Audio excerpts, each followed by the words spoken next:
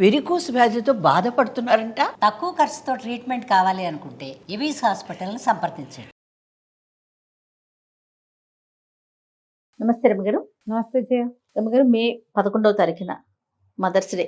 అమ్మలకు ఒక రోజు ఏంటి అని అనొద్దు, నలుగురితో మనం కూడాను. నేను అలాగే అంటాను అనుకుంటాను కానీ మరి తప్పట్లేదు కదా. తప్పట్లేదు, అది ఏం అడగాలో కూడా నాకు తెలియట్లేదు. మదర్స్ డే అంతవరకే చెప్పగలుగుతున్నాను. ఆ రోజుని అంటే ఒక్కొక్కరు ఒక్కొక్కలాగా సెలబ్రేట్ చేస్తున్నారు రమ్మగారు. చిన్నపిల్లలు అనుకోండి, ఎంచక్క ఏం చేస్తారు చెప్పిన, మా బుడ్డ చిన్నప్పుడు చిన్న కాగితం మీద హ్యాపీ మదర్స్ డే ఏదో వాళ్ళకి తెలిసిన ఒక డ్రాయింగ్ చేసేసి హ్యాపీ మదర్స్ డే ఓ బొమ్మ వేయటం, అంతే. ఓ బొమ్మ వేయటం చేయటం అంతవరకే తెలుసు, పిల్లలకి అంతవరకే తెలుసు. కానీ ఏం చేయాలి, పెద్దవాళ్ళు కూడా అంతే చేయ. అమ్మకి ఏదైనా ఒకటి కొనిపెట్టడం, అమ్మకి ఏదైనా గిఫ్ట్ ఇవ్వటము, అక్కడికి వెళ్ళి సర్ప్రైజ్ గా ఏమైనా పంపించడము, అమ్మకి నచ్చిన ఫుడ్. కాకపోతే ఎవరికి ప్రశ్న రాదు, మా అమ్మకి ఇదే చాలా, అసలు అమ్మకి ఏం కావాలి, అమ్మకి ఏం ఇవ్వాలి మనం అనే ఆలోచన రావట్లేదు. అది రాదు కదా రమ్మగారు. ఒక మదర్ ఏం కోరుకుంటుంది జయ జనరల్ గా, ఎవరైనా. ఇప్పుడు నువ్వు తల్లివి, నేను తల్లిని, నాకు 2 కొడుకులు ఉన్నాయి, నీకు ఒక కూతురుంది, అంతే కదా. ప్రతి తల్లికి ఏం కావాలని ఉంటుంది. అసలు పిల్లలు మంచిగా ప్రయోజకులై మంచి పేరు తెచ్చుకోవాలని ఒకటి ఉంటుంది. ఇంకాస్త పెద్ద తల్లులు అయితే, ఇప్పుడు మా అమ్మగారు ఉన్నారనుకోండి, కాసేపు ఆమె పక్కన కూర్చొని నేను మాట్లాడాలి, పిల్లలుగా మీరు సంతోషంగా ఉండాలి, కాసేపు ఆవిడతో మాట్లాడాలి, అంతవరకు ఎక్స్పెక్ట్ చేస్తారని నేను అనుకుంటాను రమ్మగారు. అంతే అంతే. తల్లులకి ఏం కోరుకోరేమో పిల్లల దగ్గర నుంచి. 100% తల్లులకి ఏమని ఉంటుందంటే, తమ పిల్లలు ముందు చిన్నప్పుడు ఆరోగ్యంగా ఉండాలి, లడ్డుగా బొద్దుగా నున్నగా చబ్బీగా ఉండాలి, శుభ్రంగా తినేయాలి, బాగా చదివేసుకోవాలి. మనం ఏ చదువు చెప్పిస్తే ఆ చదువు వాళ్ళు చదివేసుకుని ఏమిటో ప్రయోజకులు అయిపోయి ఏదో అయిపోవాలి. అన్నీ అయిపోయినా బట్టి నా మాటే వినాలి, నన్ను వదిలిపెట్టి వెళ్ళకూడదు. నా పిల్లాడు ఎప్పుడు నా కంటి ముందు, పిల్ల మన కంటి ముందే ఉండాలి, మనం చెప్పిన మాట వినాలి, మనం అడిగింది చెయ్యాలి, ప్రతిదానికి అమ్మ అని నా వైపుకే తిరిగి చూడాలి. అమ్మ నువ్వేమంటావు, అమ్మ నువ్వు చెప్పు, అమ్మ నువ్వు ఎలా చెప్తే అలా, నీకేది ఇష్టం నాకు కూడా అదే ఇష్టం, నీకేం కావాలో చెప్ప చేస్తా. ఈ సెంటెన్స్లు అన్నీ ప్రతి తల్లికి కావాలి. వద్దా? మన ఇద్దరం కూడా ఉంటాం అందులో. అన్నిటికీ వాడు ఇండిపెండెంట్ గా చేసేస్తే మా వాడు చాలా ఇండిపెండెంట్ అని చెప్తూనే లోపల ఆ లోపల వాడు నా వైపు చూసి నాతో అవుననిపించుకోవాలని నాకు ఉంటుంది సహజంగా. అది బై డిఫాల్ట్ కదా రమ్మగారు. బై డిఫాల్టే, ఆటోమేటిక్ గా అలా జరిగిపోతుంది అంతే. తల్లులకి సహజమైనది.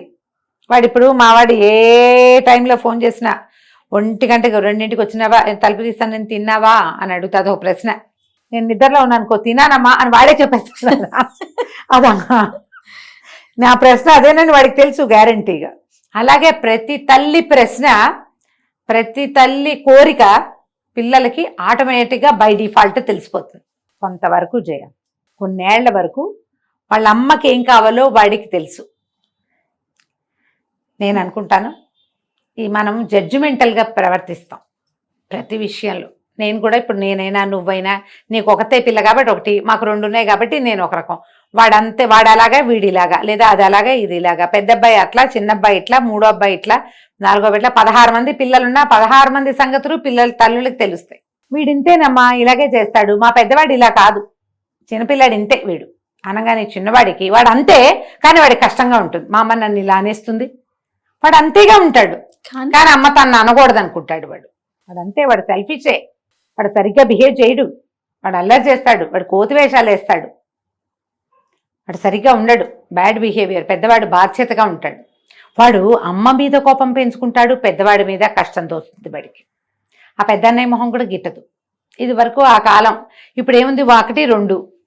ఈ 1, 2 కూడా అమ్మవాడిని బాగా చూసేస్తోందేమో, దీన్ని బాగా చూసేస్తోందేమో, దానికి ఎక్కువ పెట్టేస్తుందేమో, మా అమ్మకి చెల్లే ఇంపార్టెంట్, నేను కాదు, అవి తెలుస్తూ ఉంటాయి.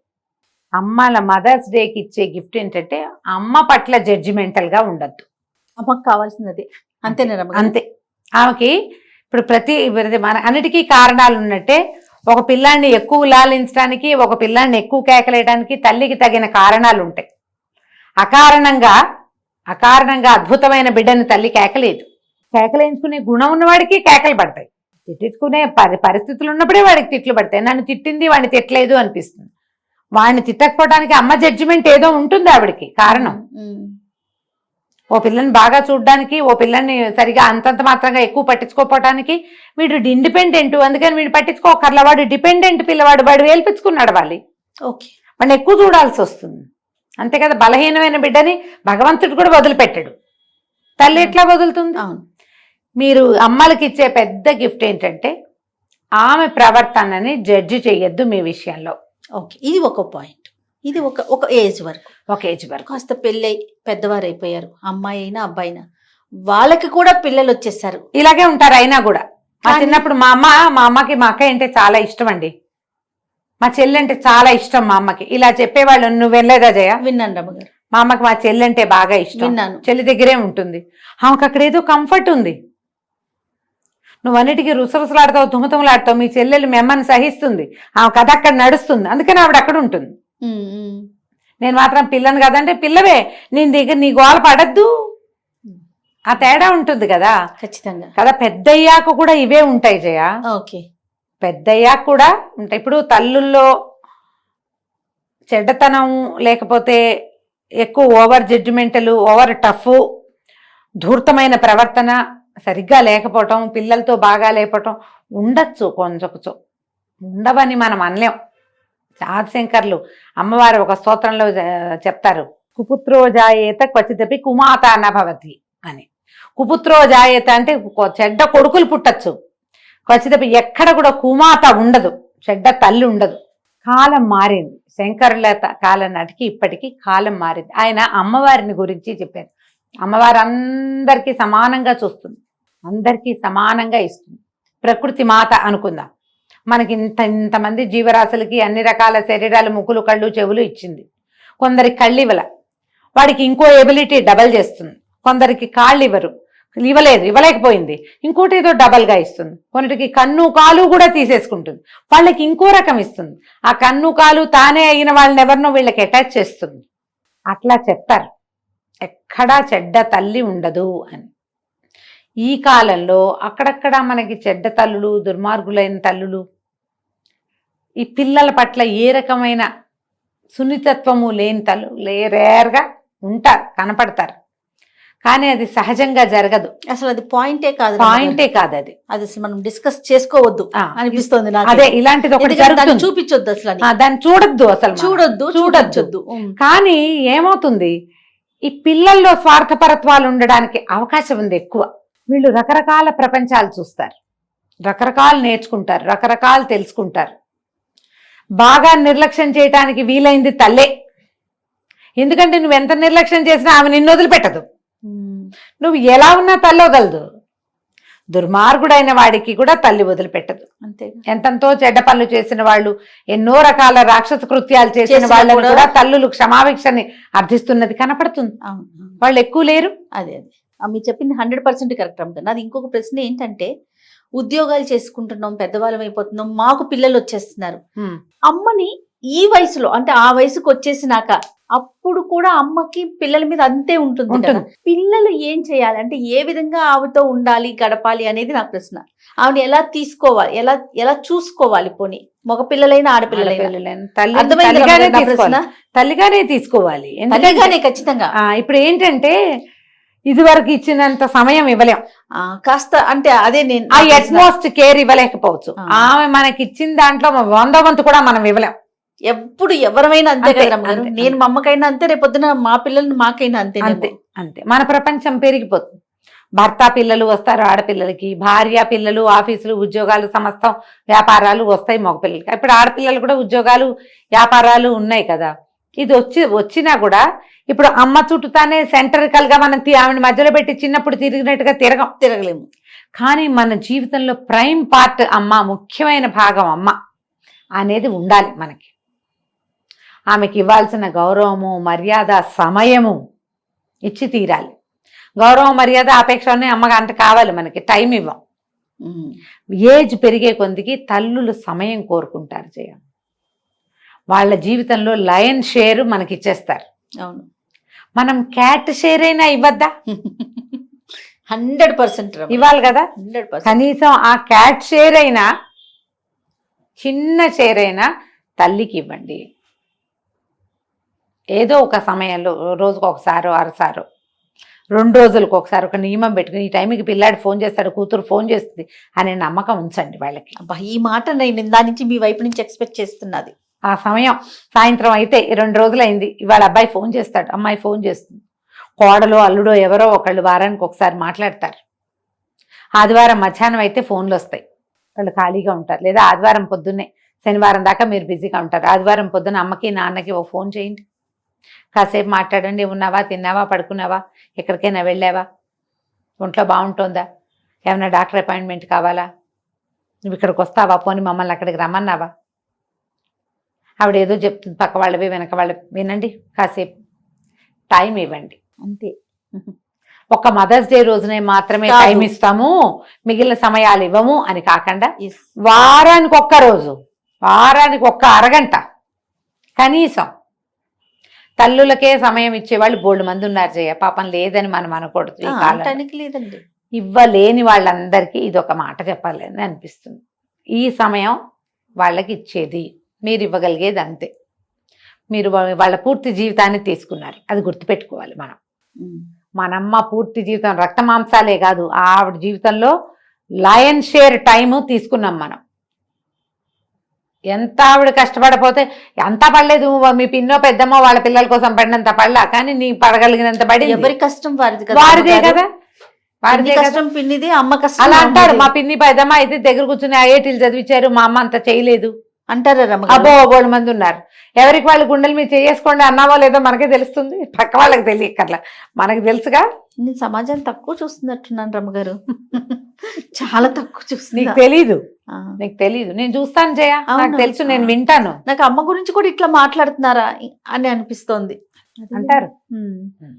మా అమ్మ మాకు ఎక్కువ సమయం ఇవ్వలేదు, ఎంతసేపు వాళ్ళ చుట్టాలు పక్కాలను చూసుకునేది. మా పిన్ని అయితే ఇలా చుట్టాలకి ఇంపార్టెన్స్ ఇవ్వాల, దగ్గర కూర్చోబెట్టుకుని చదివించడం వల్లే వాడు ఏమిటో అయ్యాడు, నేను అవ్వలేదు. ఆవిడ ఆ రకంగా టైం ఇచ్చింది, ఈవిడ ఈ రకంగా టైం ఇచ్చింది. నాకు ఒక అతను చెప్పాడు జయ, ఇదే విషయం చెప్పి, నేను బ్లేమ్ చేయదలుచుకోలేదండి, కానీ ఒకటి ప్లస్ అయింది నాకు. మా కజిన్స్ అందరూ పెద్ద పెద్ద ఉద్యోగాల్లో ఉన్నారు, మా ఇంట్లో ఎప్పుడు ఎవరో ఒకళ్ళు వచ్చేవాళ్ళు, చుట్టాలు పక్కాలు, మా నాన్న వైపు అమ్మ వైపు కూడా. ఇప్పుడు అనిపిస్తుంది, అప్పుడు మాకు పెద్దగా చదువుకోవడానికి సమయం ఉండేది కాదు, మేము అందరి పనులు చేస్తూ ఉండేవాళ్ళం. బట్ నాకు ఒకటి డిఫరెన్స్ కనపడుతుందండి, మా కజిన్స్కి ఎవరితోటి సత్సంబంధాలు లేవు. నేను మాత్రం సీతమ్మ కొడుకుగా ఇప్పటికీ అందరితోటి క్లోజ్గానే ఉన్నానండి. సీతమ్మ కొడుకుని నేను, గౌతమిపుత్ర శాతకర్ణి లాగా చెప్పాడు అతను. అలా ఫీల్ అవుతాను నేను, మీ అమ్మ నీకు శ్రద్ధగా చదివించలేదు, లేకపోతే అప్పుడు నీకు కూడా ఇంజనీరింగ్ సీట్ వచ్చేదేని మా కజిన్ ఒకడంటే నేను అనుకున్నాను, నాకు ఇంజనీరింగ్ సీట్ రాలా, కానీ నేను ఎక్కడికి వెళ్ళినా, ఏ ఊరు వెళ్ళినా, నా ఎవరో ఒక కజిన్, మా అమ్మ వల్ల మేలు పొందిన వాళ్ళు ఎవడో ఒకడు నాకు హెల్ప్ చేస్తాడు. ఇప్పుడు మా పిల్లలు పైకి వెళ్ళే పరిస్థితిలో మా కజిన్స్, మా అమ్మ ఎవరెవరిని ఎలా ఏ సమయాల్లో ఆదుకుందో వాళ్ళందరూ అన్ని చోట్ల ఉన్నారు, ప్రపంచంలో అన్ని దేశాల్లోనూ ఉన్నారు. మేము ఎక్కడెక్కడికి వెళ్ళినా సరే మా గ్యారంటీగా ఒకడు, మా అమ్మ కజిన్ ఒకడు దొరుకుతాడు అక్కడ. సీతమ్మ కొడుకు అంటారు. 50 ఏళ్ళు వచ్చినా నేను ఇంకా సీతమ్మ కొడుకుగానే ఉన్నానండి. మా అమ్మ అంత గొప్పది. ఆయన నాకు తన గురించి చెప్తూ నన్ను అప్రిషియేట్ చేయడానికి ఫోన్ చేసి అతను చెప్పారు ఈ సంగతి. అంత పెద్ద ఉద్యోగం రాలేదు నాకు, కానీ పర్వాలేదు. మా కజిన్స్ మాకంటే పై స్థాయిలో ఉన్నారు, వాళ్ళలో కొంతమందికి మా అమ్మ కూడా హెల్ప్ చేసింది. ముళ్ళపూడి వెంకటరమణ గారు తన కథలు రాసేటప్పుడు, మన కోతుకొమ్మచ్చి అవి రాసేటప్పుడు వాళ్ళ అమ్మగారి గురించి రాశారు. ఇట్లా కక్కి గారి అబ్బాయి అనేవారట ఈయన్ని. ముళ్ళపూడి వెంకటరమణ లబ్ధ ప్రతిష్ఠులు. అవును, ఎంత గొప్ప రచయిత. బాపు ముళ్ళపూడి రమణ గారు, బాపు రమణలు ఎంత అద్భుతమైన డియో. అవునండి, మనం పొద్దున్నే గుర్తు చేసుకోవాలి సినిమా వాళ్ళని, ఎవరినైనా రచయితల్ని, లబ్ధ ప్రతిష్ఠుల్ని, తెలుగు వాళ్లలో అద్భుతమైన వ్యక్తులు గుర్తు చేసుకోవాలంటే ఆ వరుసలో బాపు రమణలు ముందు వరుసలోనే ఉన్నారు కదా. అవును, ఆయన రాశారు. కక్కి గారి అబ్బాయి అన్నారు వాళ్ళందరూ నన్ను. కక్కి అంటే పిన్ని, కాకి అనమాట అది. ఆవిడ ఎంత మందికో ఫీజులు కట్టారట వాళ్ళ అమ్మగారు, ఈయన దగ్గర డబ్బులు తీసుకుని. ఆవిడ చనిపోయినప్పుడు ఎంతమందో వచ్చారట ఆవిడ వల్ల సహాయం పొందిన వాళ్ళు. ఇంత ప్రతిష్ట చిన్నదైపోయింది మా అమ్మ ముందని రాశారు. అట్లాంటి తల్లులు ఎంతమందో. అవునండి, ఎంతో మంది. ఈ మధ్య మనం బుక్ లైబ్రరీ గురించి మాట్లాడామా, ఆ రోజు భరణి గారు కూడా ఉన్నారు మనతో పాటు. తల్లులు చదవాలి అని చెప్పాను నేను. నాకు నేను అప్పుడు 2 వాక్యాలు చెప్పలా, ఇప్పుడు అది చెప్తాను చూడదు. తల్లులు చదవాలంటే పూర్వం ఏ తల్లులు చదువుకున్న తల్లులు కాదు. ఇప్పుడు మీ అమ్మాయి ఏం చదివి ఉంటుంది జయ? 7th క్లాస్ చదువుతుండగా మ్యారేజ్ చేసి పెళ్లి చేసేశారు. మా అమ్మకు 1వ క్లాస్ కూడా లేదు, మా అమ్మకి స్కూల్ లేదు. అంత లబ్ధ ప్రతిష్ఠులైన తనికెళ్ళ భరణి గారు అమ్మగారు మాత్రం ఏం పెద్ద చదువులు చదువుకుంటారు ఆ కాలంలో కదా. ఏదో పెద్దవాళ్ళ శిక్షలు అవి చదువుకున్న కాలమే. వారు ఏమైనా చిన్న తరగతులు చదువుకున్నారేమో కానీ ఎంఏలు ఎఫ్ఏలు లేవు కదా ఆనాడు. అయినా పిల్లలందరూ అద్భుతమైన రైటర్లు గాను, ఎంత లబ్ధ ప్రతిష్ఠలుగా చాలా గొప్ప పేరు తెచ్చుకున్న వాడు సంతానం కలిగి ఉన్నారు. ఇప్పుడు మా అమ్మాయినా అంతే. అవును, మా ఇంట్లో మేము అందరం చదువుకున్నాం. ఒక పిల్లకి చదువులేని పిల్ల లేదు మా ఇంట్లో. మేము 8 మంది ఆడపిల్లలు ఉంటే 8 మంది చదువుకున్నాం. ఒక పిల్ల కూడా చదువు రాంది, చదువు లేనిది, తెలివి తక్కువది లేదు మా ఇంట్లో. మా అమ్మకి ఏం లేదు చదువు.